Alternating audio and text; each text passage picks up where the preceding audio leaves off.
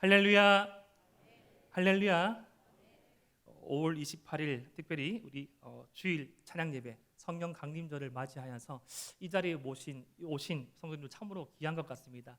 오늘이 어떤 날입니까? 어제부터 빨간 날이라서 마음만 먹으면 1년에 한 번쯤은 교회도 안 나올 수도 있고, 우리 대동교회 성도들 아무도 그런 분도 없겠지만 합격적으로 내일까지 쉴 수 있는 날인데, 오늘 이렇게 주일 낮 예배 드리고 오후 예배까지 오신 분들은 은혜 받기를 사모해서 난 줄 믿습니다.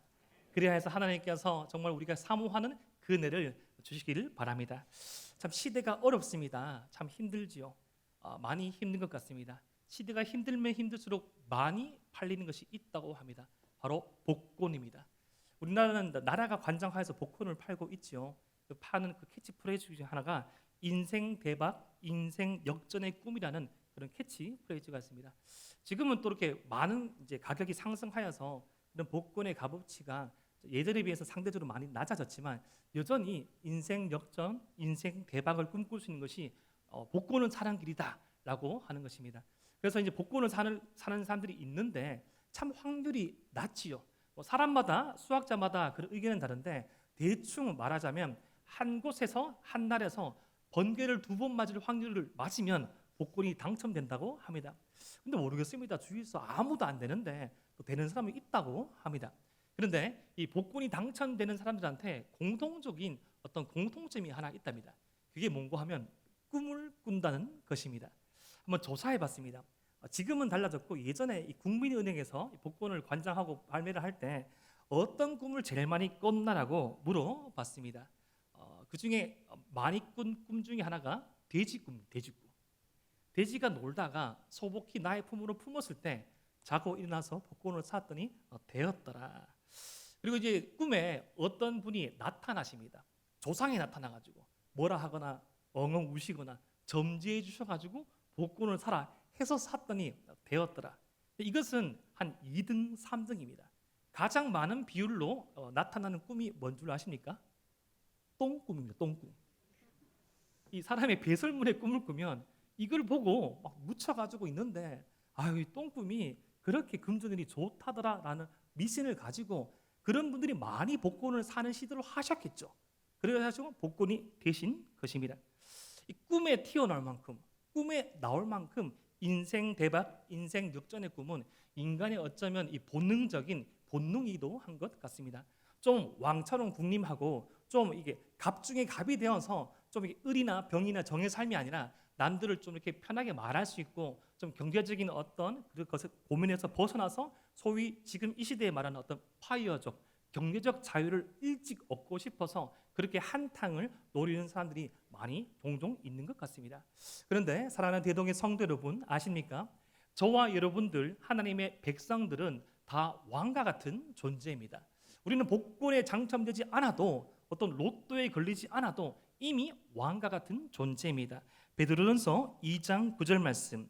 그러나 너희는 택하신 족속이요 왕 같은 제사장들이요 거룩한 나라요 그의 소유가 된 백성이니 이는 너희를 어두운 데서 불러내어 그의 기이한 빛에 들어가게 하신 이의 아름다운 덕을 선포하게 하려 하심이라. 아멘. 이 베드로전서 2장 9절 말씀, 베드로전서 말씀은 당시 로마 제국에서 로마시 전역에 흩어져 있는 기독교인들, 나그네로 표현되어지는 기독교인들인데, 그들이 수신자인데 특별히 그들의 직업은 노예였습니다.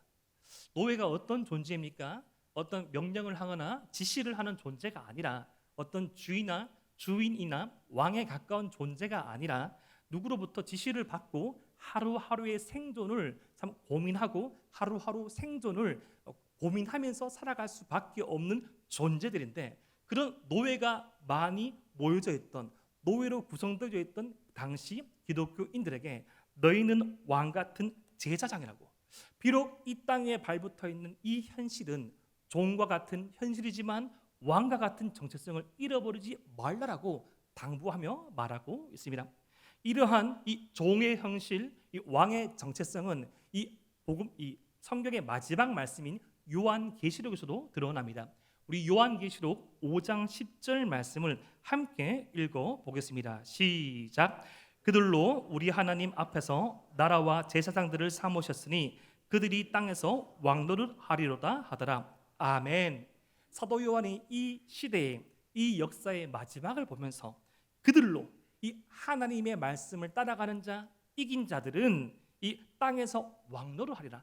이 땅 가운데 임한 이곳에서부터 영원히 완성될 하나님의 나라에서 왕과 같은 자로서 살아갈 것을 말합니다.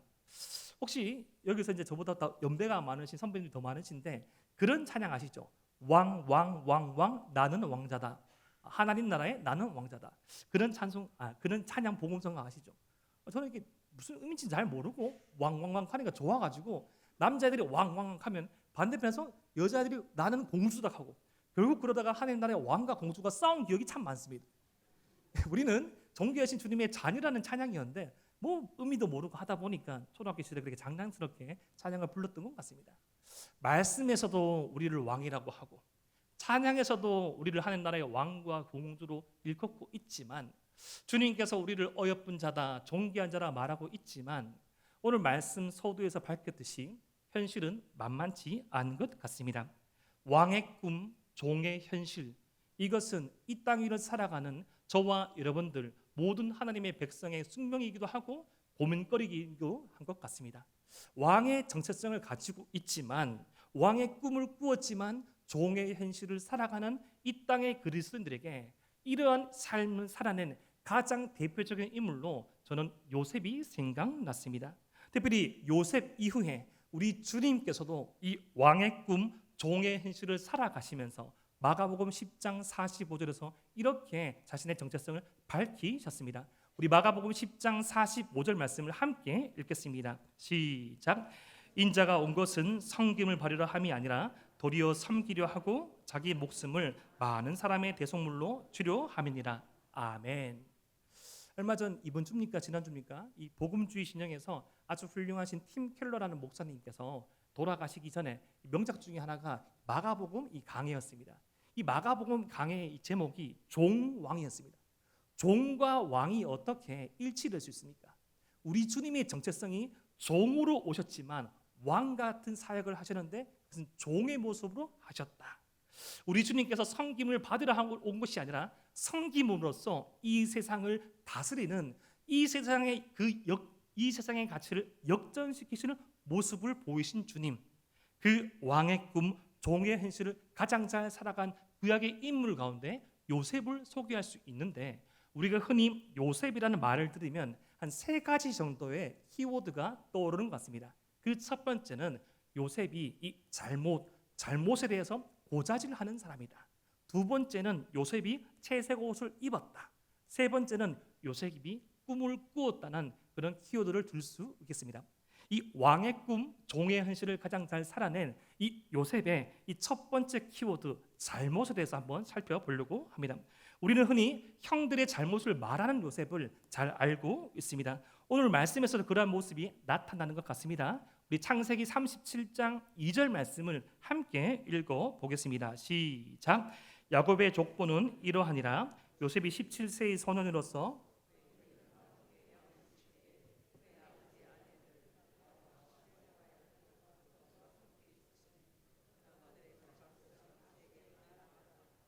아멘.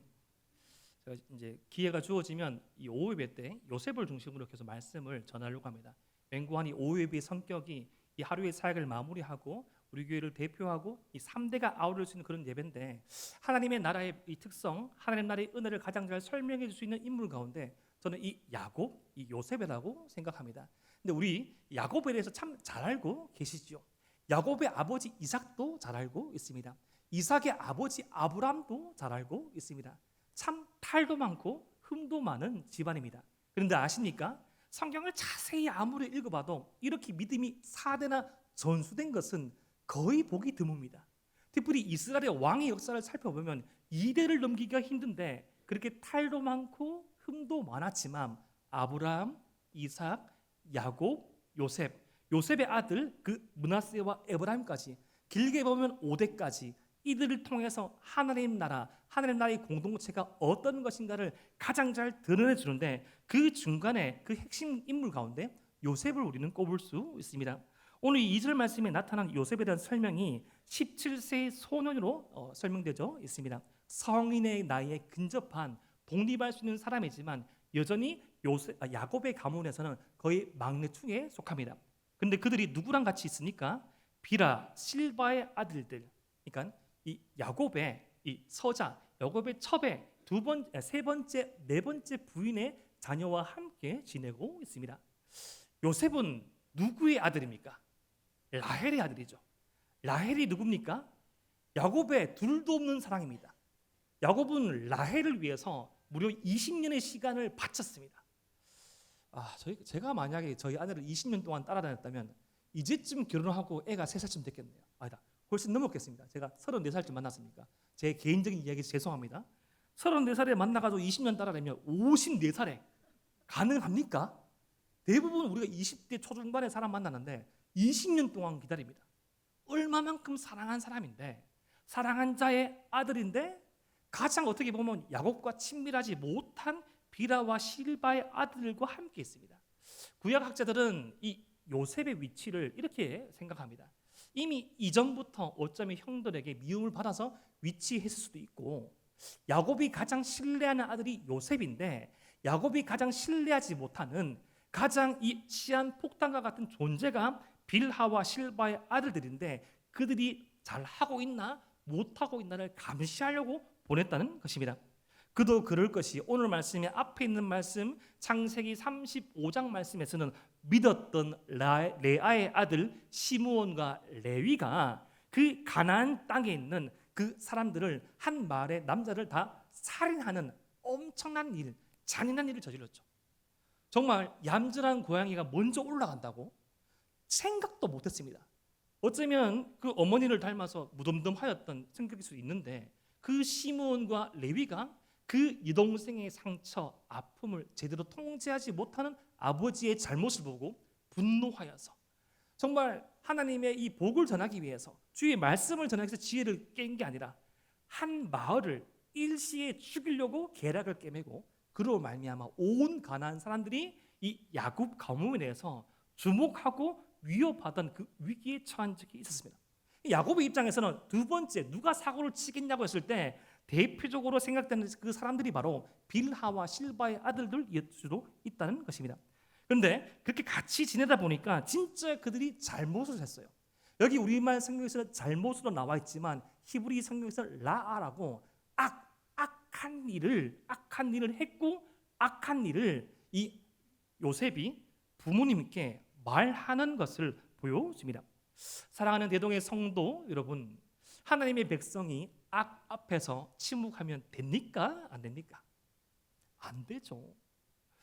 저는 이게 청소년 사역을 오래 한 경험이 있는데 그때 그 친구들이 그렇게 도전을 많이 해줬습니다. 지금도 여전히 산재되어 있는 문제지만 이 믿는 사람으로서, 믿는 청소년으로서 한 반에 왕따 되는 친구가 생기면 어떻게 해야겠냐고 애들이 지혜롭게 말하더라고요. 빨리 목사님 도망가랍니다. 책임지지 않게. 그럴 수 있죠. 그냥 같이 있으면 해코지 할 수 있으니까. 그런데 그 친구들이 제자 훈련 받고 양육받다 보니까 바뀌는 거예요. 좀 같은 왕따를 당할 수 있을지언정 하지 말라고 말한 친구들이 늘어났습니다. 사랑하는 대동의 성도 여러분, 오늘 요셉을 설명할 수 있는 키워드, 잘못을 말하는 요셉에서 우리는 하나님 나라의 백성의 특징을 알 수 있습니다. 악에 대해서 악하다고 말할 수 있는 용기가 필요합니다.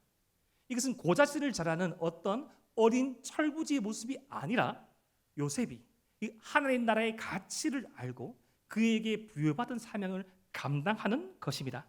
악한 것을 악하다고 말할 수 있는 용기, 그 용기가 요셉에게 있었던 것입니다. 그리고 그 용기는 저와 여러분들이 지니고 가지고 추구해야 될 가치이기도 합니다. 두 번째 요셉을 잘 설명할 수 있는 키워드가 바로 채색옷입니다. 채색옷을 입은 요셉을 우리는 보게 됩니다. 창세기 37장 3절 말씀 우리 함께 한번 읽어볼까요? 시작. 요셉은 노년에 얻은 아들이므로 이스라엘이 여러 아들들보다 그를 더 사랑하므로 그를 위하여 채색옷을 지었더니, 이 라헬의 아들이라는 거, 그리고 37장 2절과 말씀에서 흐름을 살펴보면 야곱이 보기에 요셉은 참 사랑스러웠을 것입니다. 자기가 믿었던 아들인데 믿었던 행동을 하잖아요. 그래, 이 비라와 실바의 아들들 입장에서는 고자질이지만 아버지에게는 안심되는 일 아닙니까? 악한 일을 악하다고 말할 수 있는 용기, 가장 막내임에도 불구하고 하나님 나라의 가치에 대해서 어쩌면 아버지가 해야 할 일을 지금 거의 막내 아들이 하고 있는 거, 안 그래도 이뻐 죽겠는데, 이 경상도 표현으로 물고 빨아도 딸고 딸을 만큼 귀한 아들인데 너무 이뻐 보였던 것이죠. 그래서 그 귀한 아들들에게, 아들인 요셉에게 채색옷을 입힙니다. 채색옷은 당시 이 한 집안에서, 한 가문에서 상속권자가 입는 옷이었습니다. 이것은 좀 이렇게 활동하기 힘든, 지금 우리 생각으로 치면 드레스라고 생각하시면 됩니다. 근데 사랑하는 대동의 성도 여러분, 드레스 입고 양치러 갈 수 있습니까? 드레스 입고 식당 농사할 수 있나요? 드레스는 질질 끌리죠. 좀 불편했을 겁니다. 눈에 띄었겠죠. 또 채색 옷이니까 말 그대로 알록달록하고, 아유, 혹시 늑대라도 보면 달려들 건데 어떻게 이렇게, 얼마나 야곱이 이 아들 요셉을 참 어여삐하고 사랑스러워했는지. 그런데 이것은 좀 지혜가 좀 부족했던 것 같습니다. 예를 들어서 한 집안에 우리가 이 아이들을 표현할 때 10손가락 깨물어서 안 아픈 손가락 없다고만 하지만 조금 눈에 밟히는 존재가 더 있을 수 있습니다. 뭐 집안에 아이가 한 명밖에 없으면 뭐 괜찮지만 2명, 3명 있으면 어쩔 수 없습니다. 뭐 개인사를 말씀드려 죄송하지만 제가 몇 번씩이나 저희 집에는 아들만 2명 있다고 말씀을 드렸습니다. 근데 똑같이 사랑하지만 저는 둘째 아들이 조금 더 눈에 밟힙니다. 보시면 알아요. 제같이 똑같이 생긴 애가 지나가고 있습니다. 참 어설프거든요. 참 어설퍼요. 아내가 말합니다. 오빠, 오빠라 해서 표현 죄송합니다. 오빠, 너무 은민이면 그렇게 하지 말고 유민이도 잘해줘. 근데 첫째 아이가 보낸 시간은 5년이라는 그런 독자적인 시간이 있었고, 둘째가 좀 어설프거든요. 어설퍼요. 아직까지도 법모 유치원에서 가장 적은 아이고, 머리는 되게 큰데 안에 뭐가 들은지는 잘 모르겠고, 편식을 그래 많이 하고, 근데 곰곰이 보면 저를 닮았습니다. 저를 닮았어요. 야곱이 저는 요셉을 보면서 자기 자신의 모습을 발견할 수 있다고 생각합니다. 모든 아들들이 그러했겠지만 자신의 부족함이 보일 수 있습니다. 야곱이 어떤 사람이었습니까? 야곱은 이 부모님의 펜으로 말미암아 죽을 뻔한 그 사건을 겪었습니다.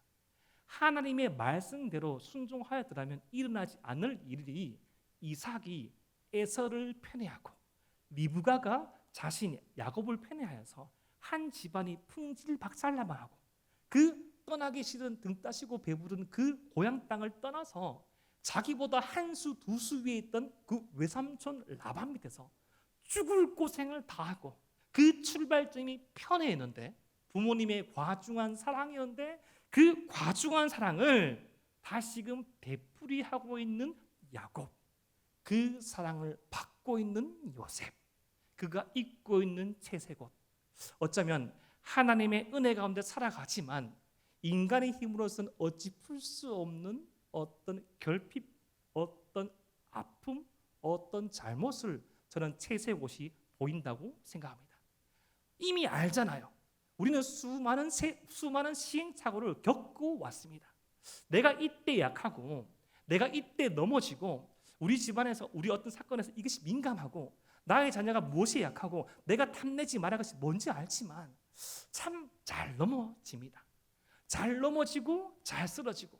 근데 더 안타까운 것은 이 내리 사랑이 내려가는 것이 아니라 내리 상처가 내려갈 때도 더 많이 있더라는 것이죠.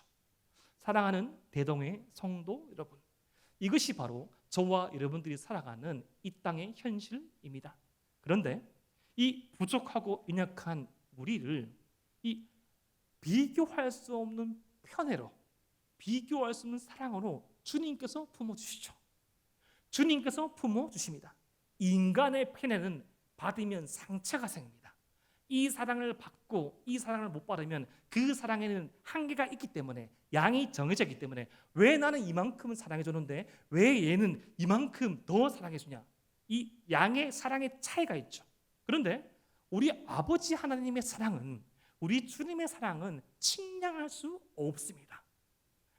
나도 영원히 사랑해 주시고 너도 영원히 사랑해 주십니다. 그도 영원히 사랑해 주시고 우리도 영원히 사랑해 주십니다.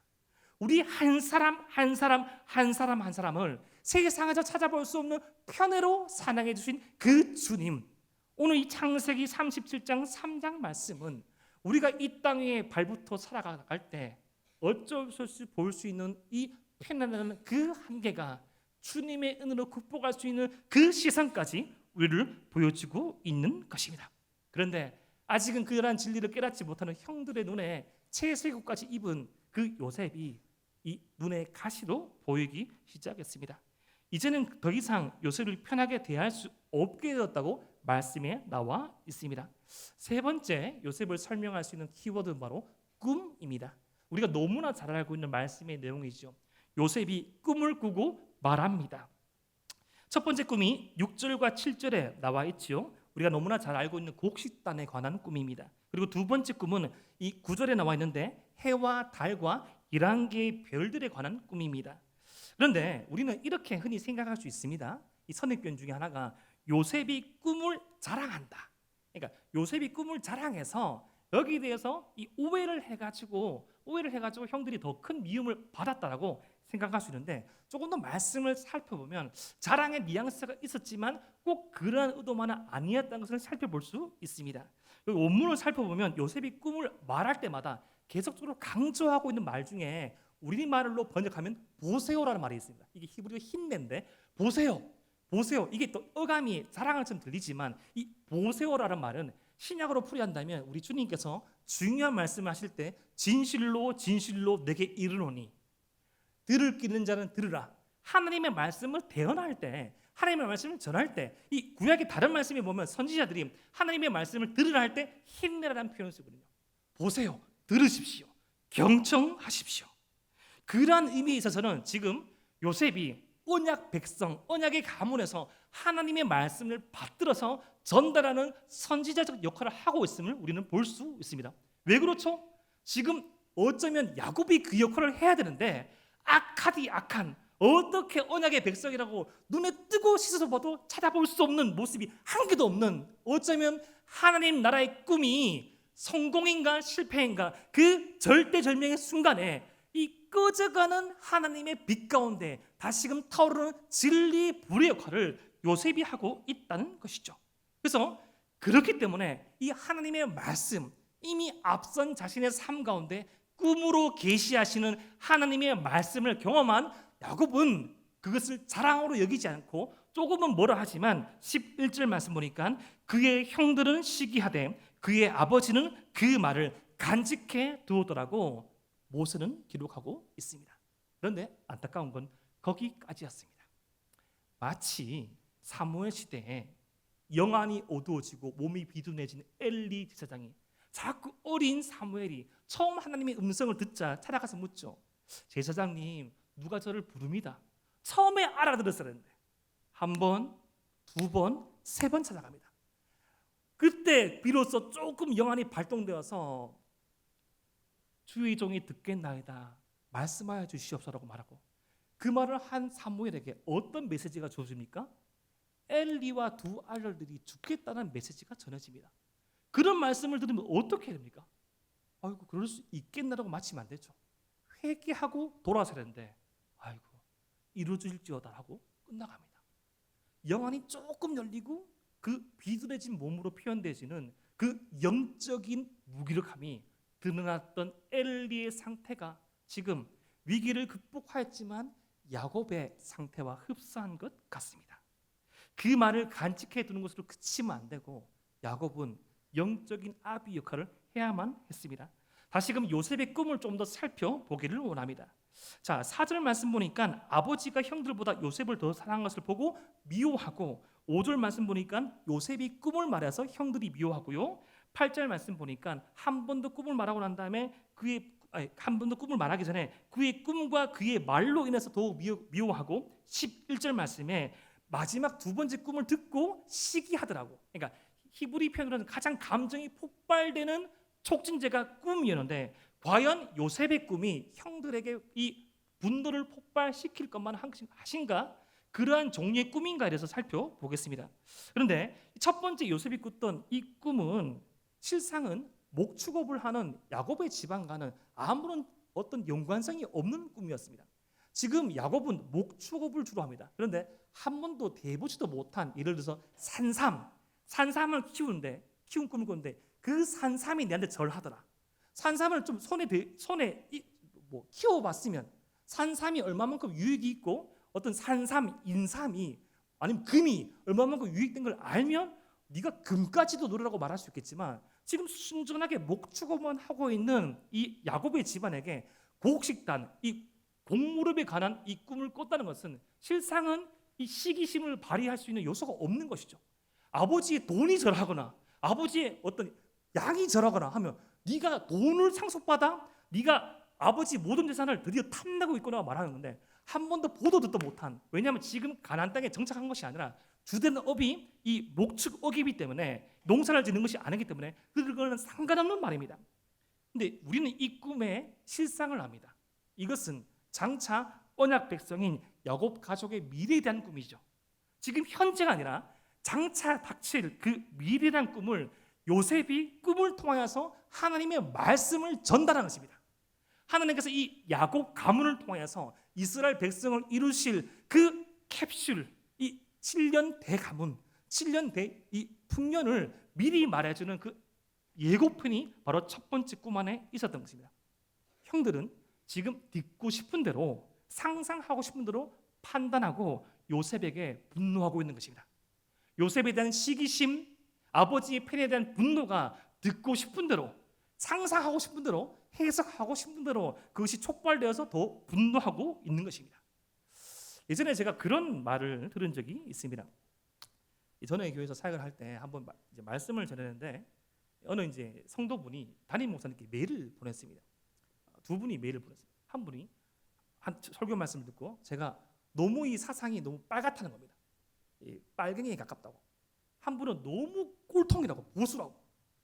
동일한 설교를 듣고 동일한 메일을 받은 목사님이 웃으시면서 아유, 목사님은 한편은 빨갛고 한편은 파라면 아수라 백작입니까? 이게 뭐 사상을 판단하는 게 아니라 듣고 싶은 대로 듣는 것이 우리의 경향성이란 거죠. 그러면서 담임 목사님께서, 그 당시 담임 목사님께서 아유, 그런 말에, 사람 말에 좌지우지하지 말고 하나님의 말씀만 전하라고 말씀하셨죠. 우린 듣고 싶은 것을 듣습니다. 문장을 딱 들어도 내가 치킨을 먹고 싶다 하면 치킨집 앞에 갔다가 김밥 사러 가면 치킨! 하면 그렇지 않습니까? 저만 그렇습니까? 먹고 싶은 거, 가고 싶은 게 꼽힙니다. 지금 이 요셉의 형들은 온통 요셉을 시기하고 어떻게 아버지가 요셉을 더 편애할까 그 감정에 사로잡혀 있다가 그 꿈을 들으니까 그냥 그 숫자에 함몰되어서 요셉에게 더 분노하고 있는 것이죠. 그런데 이 요셉의 형들의 분노가 무엇을 향하고 있는지가 더 중요합니다. 요셉 자체가 싫을 뿐만 아니라 지금 요셉을 통하여서 이 언약 가문 가운데 말씀하시는 하나님에 대한 분노로 하나님에 대한 불평으로 이어지고 있다는 것을 우리는 앞으로 살펴볼 말씀을 통해서 확인할 것입니다. 요셉이 싫기도 하지만 이 요셉을 통해서 말씀하시는 하나님이 싫고 이 야곱의 가문 가운데 허락하신 하나님의 꿈이 이해되지 않는 거예요. 그래서 이미 35장에서 시므온과 레위가 가나안보다 더한 방법으로 복수를 하였고 이 복수를 말리는 아버지께 대들죠. 하나님의 언약 백성의 그 가치를 가치가 통용되는 것이 아니라 가난의 원리, 이 하나님의 백성의 원리가 아닌 세상의 원리가 이 야곱의 집안을 함몰시키고 있는 것입니다. 지금 요셉의 형들의 분노는 요셉에 대한 분노를 넘어서 하나님께 대하여 바라보고 있다는 것이죠. 오늘 저는 말씀의 적용을 두 가지로 정리하고자 합니다. 그 적용 첫 번째는 은혜를 상속시키고 상처는 처분하자는 겁니다. 한번 따라해 볼까요? 은혜를 상속시키고 상처는 처분하자. 사실 이 말씀을 깊이 살펴보면 이렇게 되기까지 역할이 부재한 사람이 있습니다. 바로 야곱입니다. 아버지인 야곱이 조금 더 적극적으로, 조금 더 용기 있게 하나님의 말씀을 전했더라면 야곱은 이 자녀들에게 자신이 입었던 편애의 상처를 상속시켜 주는 것이 아니라 은혜를 상속시키고 편애와 같은 상처는 처분할 책임이 있었습니다. 영적인 분별력이 요구됐고요, 영감이 필요했습니다.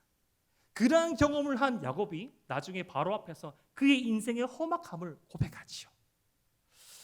아버지의 역할이 부재한 가정, 아버지와 같은 영적인 지도자들의 영감과 책임의식이 부족한 공동체는 힘이 듭니다. 그의 어떤 자녀들이 고생하지요. 바라옵고 기도 없기는 우리 대동교회가 지금처럼 앞으로도 영적인 아버지의 역할이 더욱더 중요시되고 그 아버지들을 기도할 수 있고 그 아버지의 기도와 눈물로 말미암아 더욱더 성장하고 성숙하는 대동교회 되기를 주님의 이름으로 축복합니다. 그때 선포된 말씀에 성도들이 민감하게 반응하고 그 말씀 가운데 순종함으로 복이 유통되는 것입니다. 가정에서도 마찬가지입니다. 부서에서도 마찬가지입니다. 그 아버지의 역할을 감당하는, 제가 어떤 한 성에 국한되는 말이 아닌 걸 알고 계시죠? 그 책임을 져야 될 그 사람들이 하나님의 말씀에 더욱더 민감하고 그 영안과 영감이 살아있어서 책임을 가지고 앞장서고 나아가야 합니다. 오늘 말씀의 두 번째 적용은 바로 이것입니다. 왕의 꿈을 종의 삶으로 실현시키는 하나님을 신뢰하자. 항상 하나님께서는 왕의 꿈을 종의 삶으로 실현시켰습니다. 항상 이러한 방법이었습니다. 왜 요셉의 형들이 요셉을 미워했을까요? 바로 요셉이기 때문입니다. 하나님께서는 항상 이삭이 아닌 이스마엘이 아닌 이삭을, 에서가 아닌 야곱을, 루벤이 아닌 요셉을 세우 하나님의 그 복을 유통시켰습니다. 세상의 원리에 따르면 가장 강하고 가장 잘나고 가장 자격 있는 자에게 은혜가 흘러가리지만 하나님 나라의 원리는 그렇지 아니하죠. 우리 주님께서도 이 땅 가운데 내려왔을 때 그 모든 것들을 다스리고 군림하는 왕의 모습이 아니라 그 모든 것들을 섬기고 마침내 죽음으로 생명을 얻게 하는 종으로 오신, 종으로 왕의 꿈을 실현하시는 그 주님의 삶을 기억하며 우리는 나아가야 할 것입니다. 마가복음 10장 45절 말씀을 다시금 읽어드립니다. 인자가 온 것은 성금을 발휘함이 아니라 도리어 섬기려 하고 자기 목숨을 많은 사람의 대속물로 주려 함이니라. 아멘. 우리가 은혜는 상속시키고 상처는 처부시킬 때, 우리가 왕의 꿈을 종의 삶으로 실현시킬 때, 그때 이 한국교회의 이름은 더욱더 빛날 것입니다. 그때 이 빛이 숨김할 수 없듯이 진리의 빛은 더욱더 밝아 대구 땅을 밝히고 이 다시금 잠들어 있는 조국교회를 살릴 것입니다. 그리고 기도가 필요합니다. 아버지의 역할을 감당할 그 지도자들에게 아버지 하나님 갑절의 영감을 허락하여 주시옵소서. 아버지 하나님 악을 악으로 말할 수 있는 용기를 허락하여 주시옵고 나를 통해 하나님의 꿈이 유통되고 하나님의 말씀이 전달되게 하여 주시옵소서. 오 아버지 하나님, 비록 여기까지 이런 아픔과 눈물이 있었지만 하나님의 말씀 붙잡고 나아가는 우리 가정 가운데, 주의 진리 붙잡고 나아가는 우리 부서 가운데 아버지 하나님 새로운 역사를 허락하여 주시옵소서라고 기도함으로 나갈 때 종의 삶을 통하여서 왕의 꿈을 현실하신 예수님의 꿈이 저와 여러분, 우리 가정과 부서, 교회 가운데 실현될 것입니다. 그러한 왕의 정체성을 종의 삶으로 실현시키는 저와 여러분 되시기를 주님의 이름으로 축복합니다. 기도드립니다.